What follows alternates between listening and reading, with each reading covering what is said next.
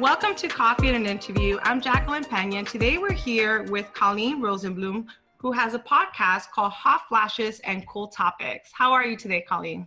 I am doing great. Thank you for having me on the show. Well, thank you for being with us here today as I drink my coffee, caramel macchiato flavored coffee, and get ready to learn a little bit about you and your podcast. Tell us a little bit about your podcast, actually. So as you said, our podcast is called Hot Flashes and Cool Topics. We wanted a catchy title and we seem to get it because people always smile when they say it, including you. So that's a good thing. But really, it's a podcast about women in midlife and beyond. So our demographic is really about 40 to 70. It's a pretty large demographic. But we started this podcast because my co-host Bridget and I, who come from very different backgrounds, are both the same age. And we kind of felt like there is this demographic in society that is largely being ignored, whether by its media, the society at large. And, it's a great time of life, but we get a bad rap. You know what I mean? We hit about 40, 45. And all of a sudden, things like the invisible women syndrome starts popping up, and you start like fearing perimenopause and menopause, and you're afraid to change careers and empty nesting. There's so many topics that come up in these stages of life that we wanted to address it. And we looked around at some really great podcasts, because there are some really great podcasts out there. But we wanted to kind of be the umbrella for all the topics. And most of the podcasts out there that we had looked at were very specific, menopause or empty nesting or, changing careers. And they're great. But we wanted to talk about all that stuff because we just love to discuss everything. And we're both talkers, so we love to talk. And so we said, you know what? We have absolutely no idea how to do this. We're 52 years old. We have absolutely no clue on what we're doing. Let's do it anyway. What's the worst that can happen? It doesn't work out. You know what I mean? There is a benefit to kind of floating under the radar after you hit a certain age. You're a little more courageous than you were before. So we started last September, so September of 2019, and it has absolutely exploded. We are so grateful. We kind of had to put the seatbelt on and be like, we got to learn this fast. So we kind of learn as we go, but it definitely hit a nerve because it is resonating with a lot of women in midlife. We're getting great guests, great listenership, engaging. I have a great Facebook group, which we're, I think, nearing about 900 now women, and just love to talk and love to laugh and love to share their life experiences, because by this point we have a lot of them. And so that's the hope of this podcast, is to change the narrative of midlife and beyond. There is a lag in our culture that for some reason when you hit menopause, you're on a downhill spiral to, death, pretty much, and you still have 30 or 40 years there of time left. What do you want to do with it? So the culture needs to catch up with us, and that's what our narrative, we're changing that narrative one guest at a time, I guess you could say. So yeah, that was a little scary. So death is the next step. Well, really, it's like you hit a top hill and then it's downhill after. And I'm saying, no, this is the middle of your life. This is not the end of your life. 50 is not the end of your life. You could still live another 30, 40, even 50 years, some people. What do you want to do with it? It's your time to kind of make that decision. And our podcast reflects that. At least I hope it does. I think that's a great message too, because a lot of times we hit an age and we get focused on, I'm at that age. And instead of living our best life moving forward, we might be miserable, or we might be regretting things that we did in the past. And we miss out on living those best 30, 40, 50 years after that point. Right. Absolutely. Because you're so focused on looking at what already happened that you miss what's right in front of you. Being in that moment. And I think, a lot of people talk about mindfulness and those type of, we call it woo-woo topics, but it's true. If you're not, it's almost easier to get into a mindfulness practice as you get older, because you understand what it's like to be present in a moment and just enjoy it for what it is. Because when you're in your 20s and your 30s, even the beginning of your 40s, you are such on a fast pace, whether it's your career or having children or a combination of both, that you don't even have time to stop and say, am I okay? What's going on with me? You're just on that treadmill. So once that treadmill starts to slow down a little bit and you can start to be a little more selfish with your decisions, that's a gift. And a lot of people don't look at it that way. So we want women especially to start noticing the freedoms that come from getting into midlife. I love that perspective. Thank you. I mean, you're already helping me rethink. Thank you. Or reframe how I'm seeing this point in my life. It's true, though. It really is true. It's a gift. And gosh, a lot of women are so wrapped up on, I don't look 20, I'm not the first person people see in a room, or I'm not being listened to as much as possible. And as frustrating as that can be, I lived in the corporate world. You know, I understand that. It's kind of a superpower that you can fly under the radar a little bit and do what you want to do for a change. You know, it's okay. It's not a bad thing all the time. And even though I understand and I empathize with how frustrating those moments can be, it doesn't have to be the only emotion you have. You can have that frustration and still enjoy the process and kind of, you know, feel both feelings at the same time. You used 2 terms or phrases in these first few minutes. You mentioned invisible woman syndrome. Yes. And then a couple of times you talked about the benefits of flying under the radar. Mm-hmm. And I'm wondering, so invisible woman syndrome sounds very negative. It is. We actually did an episode on it because people use it. It's not a technical syndrome, but that's what they call it. And basically, as you get older, you start to feel invisible. You feel like people don't see you as much. They don't listen to you. And it really is a separation. Some women, it really bothers them that they're not seen. And some women, it really bothers them that they're not heard. And I tend to find that more in the corporate world, it's being heard. Like you want to be in that meeting and people listen to you, and you want to be appreciated for the value you can give to the corporate world. But also a lot of women have trouble with, I'm walking into a room and I'm no longer the youngest or the skinniest, and gosh, it's a time in your life when intrinsically you can start to find your value, because the extrinsic, you can only do so much about that. Yes, you can Botox and things, but there's only so you are in the aging process, and it's a gift to be in that.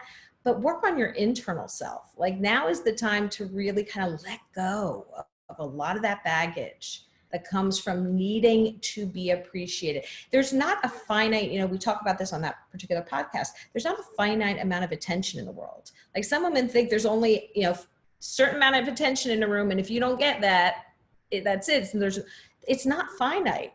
So the people who love and appreciate you, they're endless in the amount of attention.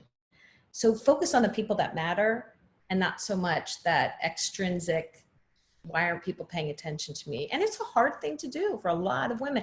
And I'm by no means trying to belittle it, but if you can change the focus of who matters to me that I'm important to, you know, what is it I'm saying that really needs to be heard? And how can I use this? Like for us, we started a platform with a podcast because we felt like there was a need there. So if you want to be heard, you have to find kind of creative ways to get there. Yep. And in that perspective, change that mindset. I think that's very important. But I love how you also talked about, you know, let's not look at the extrinsic so much, what's going on inside. Exactly. How do we look at the inside instead? What do we want to do differently? How do we want to act? What do we appreciate? And start getting that motivation, inspiration, and how we feel measure more by what's going on inside versus outside. Exactly. Because if you're putting yourself up against J-Lo turning 50, you're never going to be happy. And I'm thrilled. I mean, she's wonderful for her, but people don't understand that she has a team of people that get her to look like that. And it's okay if you want to, but be happy with who you are now. I mean, if you're healthy and you have people who love you and try to find what you enjoy. It does not have to be big, huge things. It can be, do you want to take a dance class? Do you want to read that book you always wanted to read? Or do you want to go skydiving? That's really your choice, but you get a choice now. And when you were younger and you were either working 60 hours a week or you were raising young kids, you didn't get the time or the benefit of what do I want to do, because it just went down the line. So now is your time to be a little bit focused on yourself and say, it's okay. I want to do this and you may not like it but I'm going to do it anyway. So it's a gift. It is, if you look at it that way, but it really is all about perspective. Yeah, yeah, and it really is a gift thinking about it from that way. The treadmill slows down. I can think about myself now. I can be selfish, Exactly. and it's okay to be selfish. I think for a lot of us, for women, for us, we're always thinking about others, and we Yes. forget to be selfish, to think about ourselves, and to take care of ourselves, and to do the things we want to do, and to dream the things we want to dream, and to follow those dreams, or those passions, or those hobbies, or those businesses, or those adventures, because we're always thinking about everyone else. It's true. And now is the time to get creative because you now have the experience of life, of the business world. You understand if you were in the business world for 20 years and now you want to start becoming an author or start a podcast or, become an artist, whatever, you understand what goes into it. You have a leg up. You're not starting at 20 going, I have no idea what I'm doing. You know what needs to be done. And if you have a passion for it, you will find a way to do it. You will. You have more self-confidence in yourself as you get older than you did when you were younger. It's true. And I don't even like saying older as we, hit midlife and beyond, because there's such a negative connotation for some. I mean, I have no problem saying it, but there is a negative connotation to the term getting older. Like for some reason, that's a bad thing.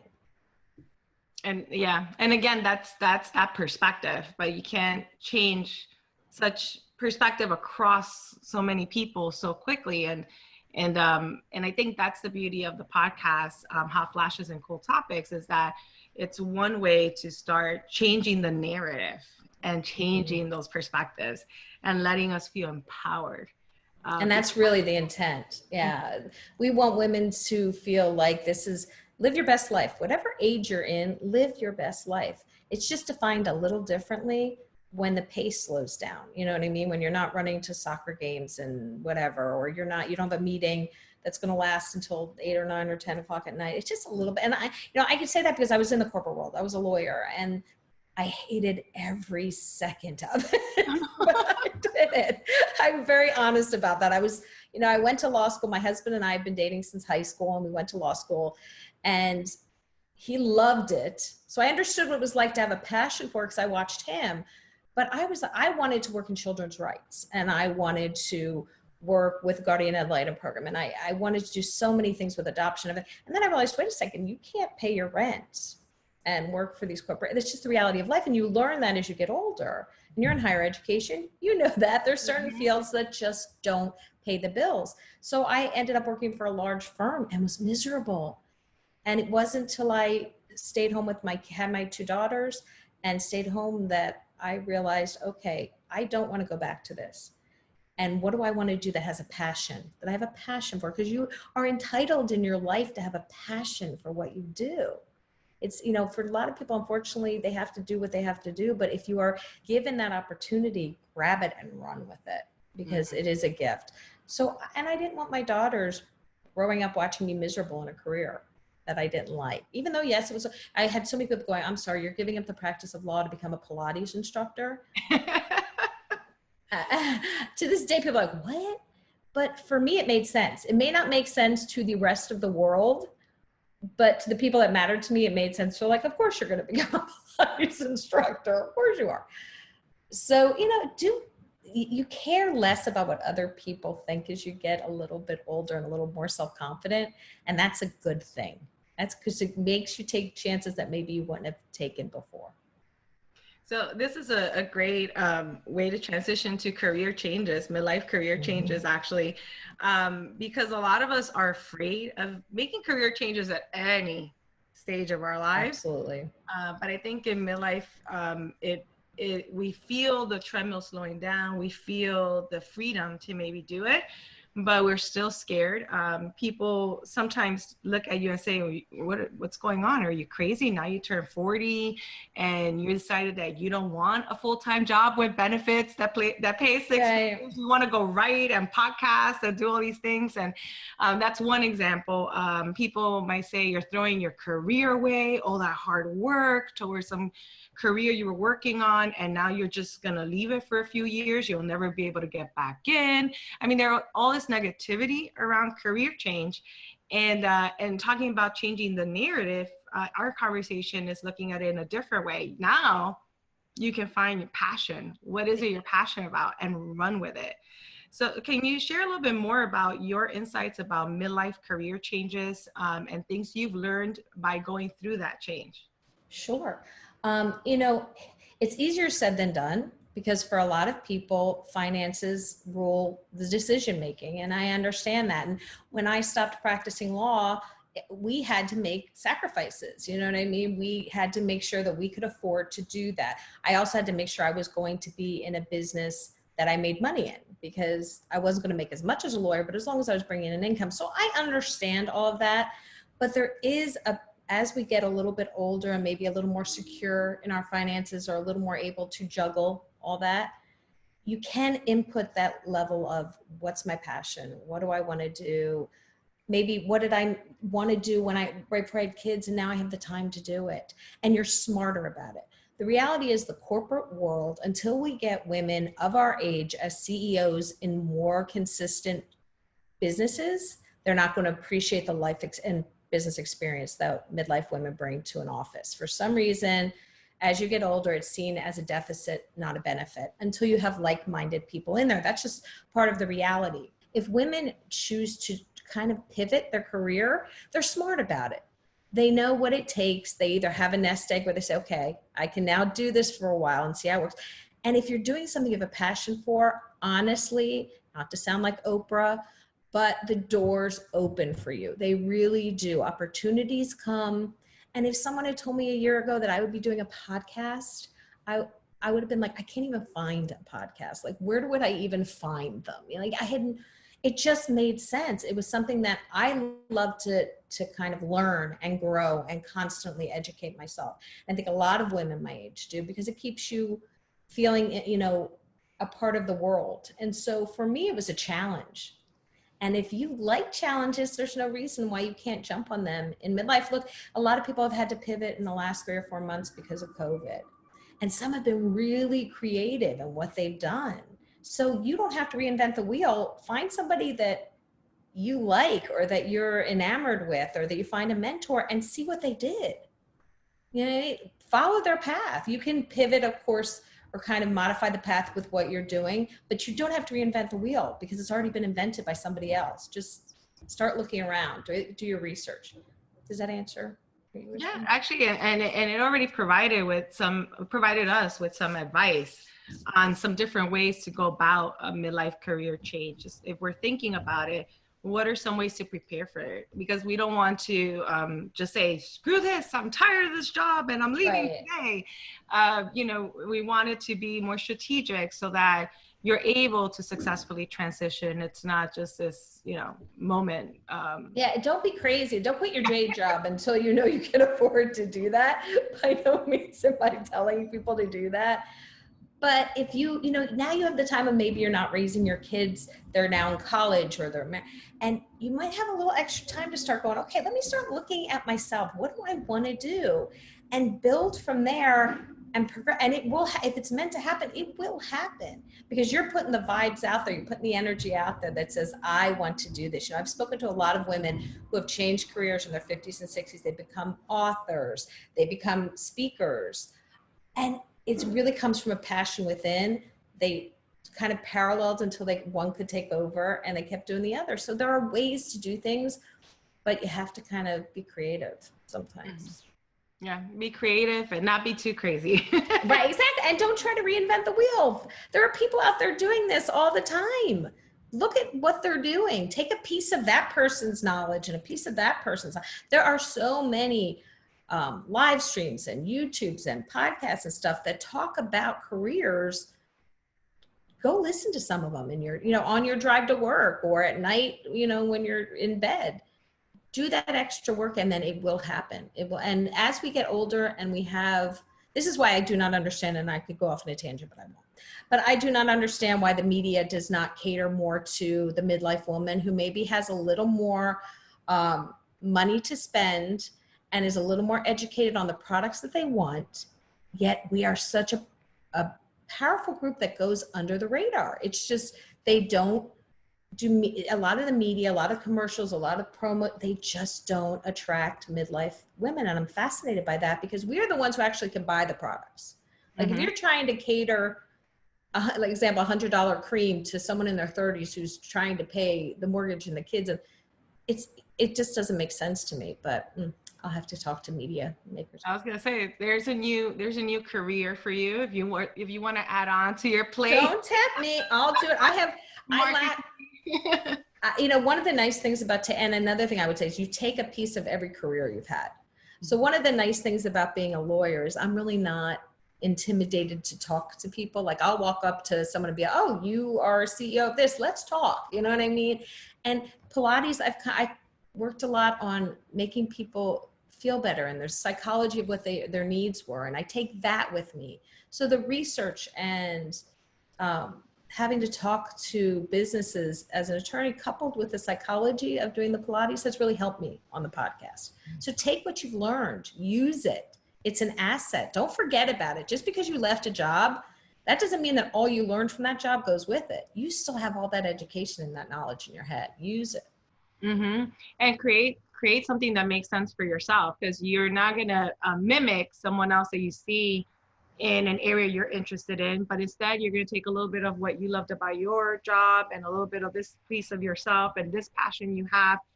I always tell people, do a lot of research. Like you said, listen to podcasts on the way to work, spend some time. Look, if you want to do a podcast, look at different podcasts, learn things that you might like to do for your own, check out websites, read some books, learn about people, and then decide how you're going to create the path for yourself, because we're all unique. So we all need our own path and our own if we're going to create our own more flexible career change, and we're not just moving from being a lawyer to being a teacher, for example, but actually something a little bit more dynamic and flexible, then we want to decide what does that look like. And don't be afraid to change along the way, to change your path. I think that's the other thing. I think as we get older, we're more confident, we're less afraid of failure maybe. Oh, 100%. Because it's really not failure. It's just a life experience. There you go. So if it works, great. If it doesn't work, I mean, when we started this podcast, we were like, okay, we're going to do this podcast. If it works, great. If it doesn't, it was a great, fun experience. We had no idea that it was going to take off the way it did. And we're so grateful for that. But we didn't go in with the intent, we're going to be, you know, the podcast, Rogan, get out of the way. We're going to take over your podcast. You know what I mean? That wasn't the intent. But if you are authentic, if you're honest, if you listen to what people need and give that, they will listen. They will come. They will listen and they will learn from it. So when we get the emails from women who are like, I feel less alone listening to your podcast, that's huge for me, because middle life and beyond can really be a time that's very isolating for a lot of women. You know, they're now empty nesters. Maybe they looked at their husband and said, I don't even know who you are anymore. And now they're kind of starting from scratch over again. And how do you do that? And so if we can make women feel like they're sitting at a table with us just over a cup of coffee or a glass of wine talking, that really is what we want them to feel. It's not, you know, we're just really authentic. We are who we are. Bridget is from Kentucky. She grew up in a small town. I grew up in New Jersey on the shore. We are who we are. And we're not trying to be anyone else. And as you get older, you don't have to. You are who you are. You're great just the way you are. And that's what we want women to feel. And it's a great message. And there are two words that I want to explore for a few minutes. One, you just sort of start talking about it. It's community. We're not in it alone. And the other one is purpose. I think for purpose, I just want to mention that as we talk about midlife career changes, I noticed that we're also looking at purpose, not just passion, but purpose, and the purpose of helping others, of using what we have to empower others. And I thought that was just an interesting piece in listening to everything you shared, that your purpose in your career change and the things you do is about empowering others through your work with Pilates, through your podcast and other adventures. I don't know if you want to talk a little bit about that, and Sure. Also community for us. We do feel very alone sometimes as women. Especially during the pandemic, where many people are physically alone. How do you bridge that or work with that? With the idea of purpose, you know, your purpose becomes a little clearer as you get older. I think a lot of the noise quiets down from the rest of the world. And it doesn't have to be change the world purpose. Like, I think we start to realize that our purpose can be very quiet but powerful.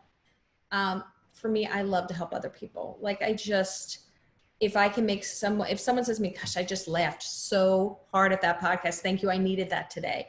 That to me is huge. It's more important than the numbers or the stats or anything like that. And if you go in with that kind of genuine, authentic intent, it works because people understand, especially midlife women, we don't have time for fake. Okay. We don't have time or patience for anything that's going to be, buy this, do that. No, we don't have time for that anymore. You know what I mean? Like, yes, the media should be attracting that, but that's a different subject. I'm talking about people who try to, just con you into thinking, oh, you're getting older. If you don't buy this cream, your neck is going to fall down to your legs. You know what I mean? That kind of what I'm talking about. We don't want to be bullied. It's just not what we're. So your purpose is really what brings you joy, but it doesn't have to be huge. Don't get stuck in it. Don't get stuck in thinking, what is my purpose? You know what I mean? Because that can be overwhelming to some people. But as we get older, we notice, okay, I can have a purpose for today, something tomorrow. And it can just be to feel good about something you did today. Just, it's just really, we go back to that mindfulness. It's being present.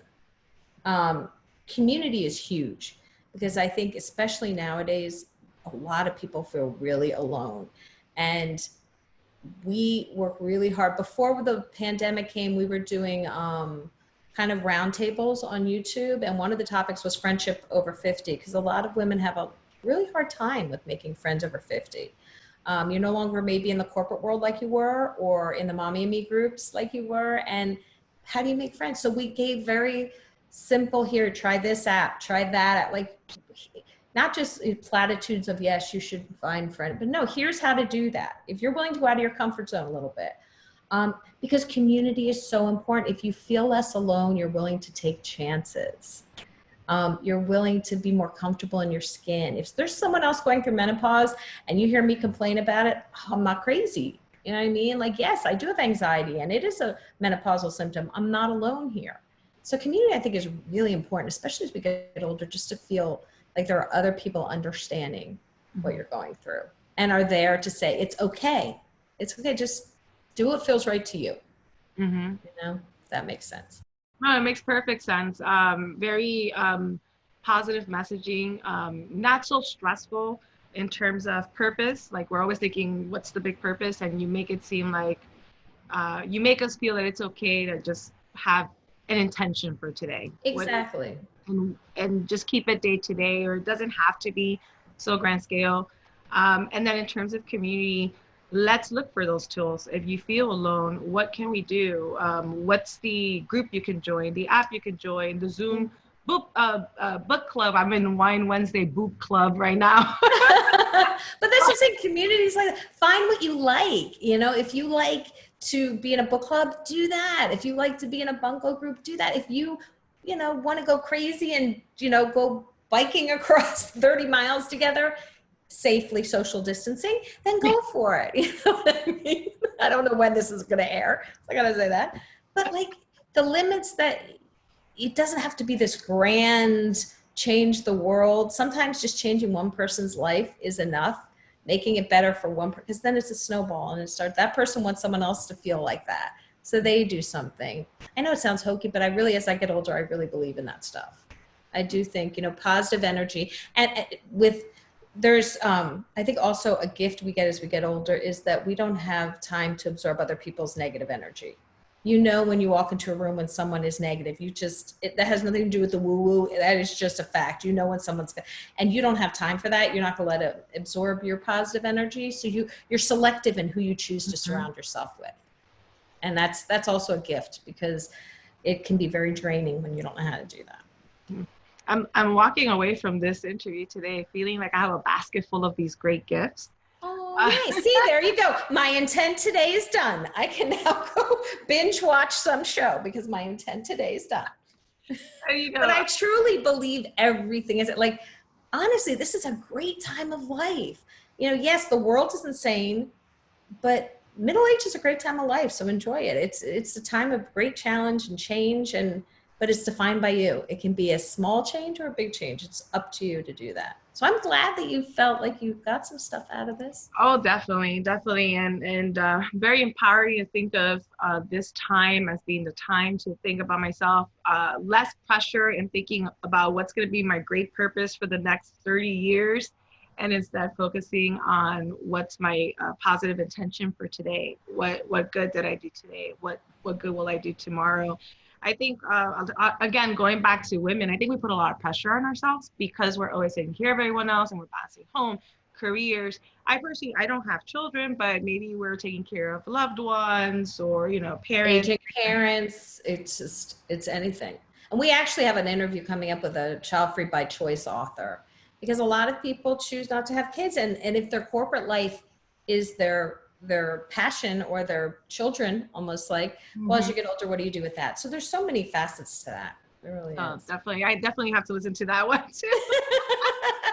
I'll let you know when it comes out. As we start wrapping up, I wanted to see if you had any advice for all of us who are entering midlife or who are preparing to enter midlife or are in midlife or any stage of our lives. Is there any advice that you would like to share with us to keep empowering us as we move forward? As you get older, I think being authentic is really important. It releases a lot of the pressure of the outside world on you. So if you can live an authentic life and be happy with who you are, that's so, again, you're going to wake up one day and be like, oh, I'm not getting, I'm not doing this. But just overall, change the way you think about your daily life. Like it doesn't, yes, it's, when your children leave, it leaves a hole in your heart. Or if you leave a job, it leaves a hole, but you can feel that and a joy too. It doesn't have to be mutually exclusive. So understand that you can, yes, you can be sad for what you no longer have in your 20s and 30s, but guess what? You have stuff in your 40s, 50s, and 60s to look forward to. So feel both of those. They're not mutually exclusive. You don't have to just be sad, or you can be both. So I would say just be authentic and kind of look to change the way you perceive the world around you. Stop looking for every negative. Like sometimes I just have to turn off the news and go for a walk. That for me changes my mindset, because you can go down a dark hole very quickly. So change your perspective, do things proactively to change your perspective on life. So that's the advice I would give. I think that's very important advice. And just being authentic. I think a lot of us lose that sometimes in our early careers, especially in this age with social media and all this YouTube. Oh my gosh. I look at my kids and I'm like, you grew up in the age of social media. Like I can't even imagine. And they started, I think, in high school with social media, but still, watching 4-year-olds on the phone back when we could go to restaurants and just be like, knowing how to understand it better than their parents do, that's scary. Mm-hmm. So I think it's like, I agree with you. Social media, I think puts a lot of pressure on people. Yeah, for that authentic piece. This has been wonderful today. Thank you so much, Colleen, for all this information, advice. I love, again, the perspective of hot flashes and cool topics and how you're changing this narrative for all of us nationally and probably internationally. You never know. We for some reason we trend in Israel, the UK. We have a lot of guests from the UK, so we have a big following in the UK too. But we are trending internationally. I'm really excited. So it's the word is getting out there. So I'm happy. Yeah, but it also speaks to the need for this rewriting of the narrative and the need to have these voices heard, and that you're meeting that need, or you're trying. I'm trying. Yeah. I'm trying. It looks like, but you can tell we're hungry for this information, but we're also wanting to change that narrative and have this information, and you're making that possible with your co-host and your podcast. So thank you for that. I appreciate that. Thank you. That was very sweet. Yeah, I'm telling you, it's already helped me a lot. You have no idea. Well, like I said, there's my intent for the day. I'm done. I just started listening to you when you first came out in September. Oh, please don't. And anyone who please all follow us, but skip the first 5 episodes. Yes, that was great advice. Yeah. Any podcasters, just press play. The first couple episodes, you're going to look back and cringe, but just get started. Just start on some. Know the first few things you do might end up in the trash, or you beg people not to listen to, but just get started. And that's also great advice, is as we make these changes, especially if we go for more flexible entrepreneur kind of changes, Yes. is being okay with the first few versions, episodes, renditions, not being your best work. It's your practice work. You're going to grow from that work. And then you just keep getting better and better at it. Or you learn through trial and error. You try something and it might not be for you. And then you try something else and it's like, oh my God, this is perfect. Because one thing leads to another. It does. Once you open that door, one thing leads to another. So just go for it. Like, just give it a shot. You never know. Agree. Thank you so much for all this great information. It was a pleasure having you here with coffee and an interview today. Oh, thank you for having me on. It was so much fun. No, it was wonderful, and please, I look forward to more episodes of Hot Flashes and cool topics, and for all the wonderful things that you'll be sharing with us, for all of us, again, as we continue in life and are looking for that inspiration, that community, that voice, and that change in the narrative and perspective of what it means to get older. Thank you. That's what we're working on. So I appreciate your time today. And it was fun. It was fun. Thank you so much and have a wonderful day. You too.